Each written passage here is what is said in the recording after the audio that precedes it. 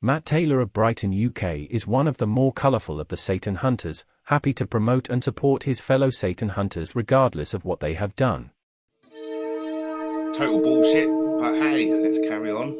Taylor has a notorious reputation both in his local community and online for being crazy and creepy. Go on then, go and find me one neighbour who thinks I'm creepy. He might be one moment standing for Parliament with a promise of sacking the Queen in favour of a mad Maori fraud from New Zealand, or the next moment being investigated for indecent images of children. How dare James Hind suggest John Manoa is a fraud? There is no evidence to suggest this, and this shows the lies, deceit and misinformation that James Hind is spreading across the nation. Shame on these Satanists. He seems to attract the constant attention of the police, from stalking women to his activities with boys in a local woodland. All these hideous allegations against me, none of them have been found to be true. They are all malicious lies, deceits, and allegations intended to put me in prison within the next 2 years.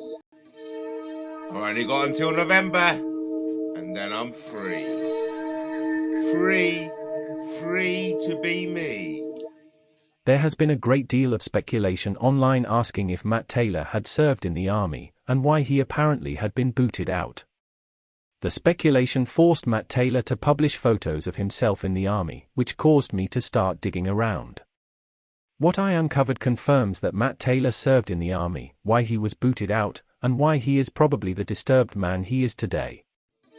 Nasty allegations, the lot of them. None of them have been proven to be true. The creepy video about the murder of Matt Taylor's mum. A YouTuber published a creepy video that Matt Taylor made, where he speaks about his mother being paranoid about him killing her, of her suicide, and the investigation by the Orkney police, who initially believed he had killed his mum.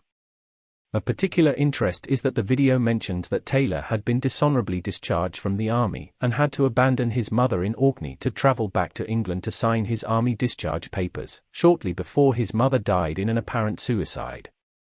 In one post, Taylor had called his mother a witch and his father a cult leader. Haha, well, let's not beat around the bush about what my mother or father was. Let's get one thing straight. I wasn't dishonorably discharged, and nor was I court-martialed for going AWOL. Get your facts straight, you lying Satanist. Matt Taylor, his mum, and the loss of his military career. Newspaper articles and other information suggests that Matt Taylor served many years in the army, his chosen career, having passed his training, and probably served as a military policeman. In 1998, Matt Taylor's mother suffered a stroke that left her paralyzed and in a wheelchair. In 2001, the dregs of society in Brighton was taking advantage of his mother and entering her home, leading to a fear her life was in danger. Matt Taylor, feeling that he had to do something about the dire situation his mother faced, made a fateful decision to go AWOL from the army. Both mother and son fled to Europe, traveling from country to country, suffering loss of their possessions and running out of money. They found their way to Orkney. Matt Taylor was arrested in Orkney and court-martialed for going AWOL from the army. How many times do I have to tell you? I wasn't court-martialed for going AWOL. Unlike in civilian life where an individual can immediately quit their job and nothing happens, this is different in the military, which comes under military law, where people literally sell their body and soul to serve Queen and country for a fixed period of time. Matt Taylor was imprisoned at the military prison in Colchester known as the Glass House. After serving his sentence, Taylor was demoted and dishonorably discharged from the army. Whilst Matt Taylor was in military prison, the situation deteriorated for his mother in Orkney, facing eviction and homelessness. After being discharged, Taylor returned to Orkney, but then had to return back to England or face arrest, as he had not signed his military discharge papers. Taylor had an argument with his mother, and then returned back to England, when he was told his mother had died by an apparent suicide. The Orkney police initially suspected that Taylor had killed his mother, such was the sudden speed of his departure shortly before his mother was found dead. Nothing came of the investigation, and thus it is apparently considered to be suicide.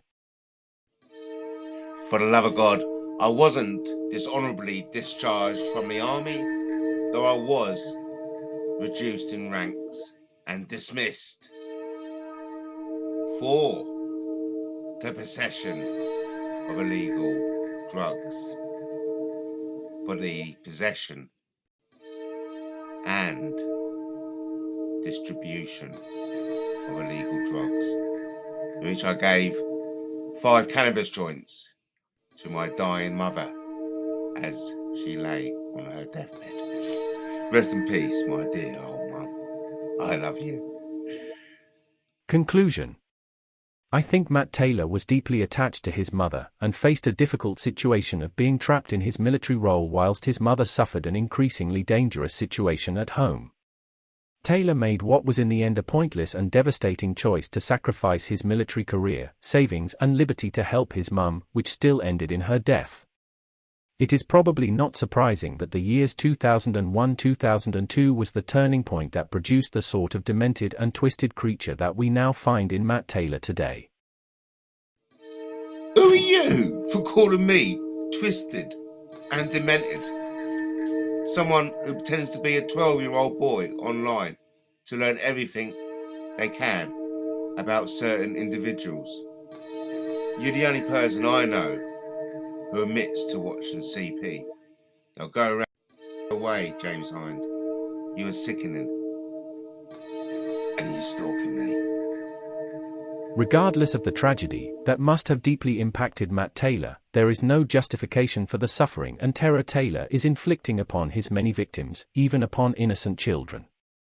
Taylor walks a dark road to his own destruction, and perhaps he needs to examine his own mind, in the manner he currently has been examining the minds of his victims. He attempts to form insight into his behavior, how his deeds are impacting the lives and minds of his victims, and then makes choices to become a better human being. Matt is, by nature, a very distrusting man. Having spoken to him live, it was clear he can hold a reasonably stable line, which is interesting, but that's conflicted by his emotional psyche. If he could balance these two, then I think he could be entertaining, but he must address the past and be prepared to say sorry to those he knows were hurt by his actions. I don't mean me, I mean others from the past. I don't know if he'll ever get to that point. I hope he does. It might close doors and open better ones. I don't know. I agree the past has clearly been extremely challenging and frankly, an emotional wrecking experience. One thing is clear, the next move is his. I for one hope that's a better and more positive one, but that's a long way ahead from now. Skilled social media expert slips into crime. Matt Taylor of Brighton is a Satan hunter with a talent for multimedia and marketing that he could have made a career and business from. Taylor devotes his life to a focus upon quality multimedia content such as graphics and video editing for the entertainment of around 20 active followers, of which half hate him. It is an unfortunate situation that Taylor prostitutes his talent to a niche few, which will end in his self-destruction.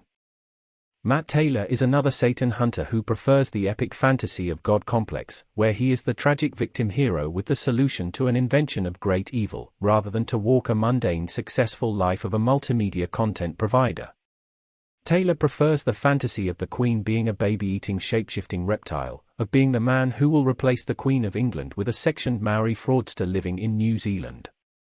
Taylor prefers to claim to be a comedian, politician, and journalist without putting in the dull and ordinary effort to get experience, recognition, and qualifications in those things.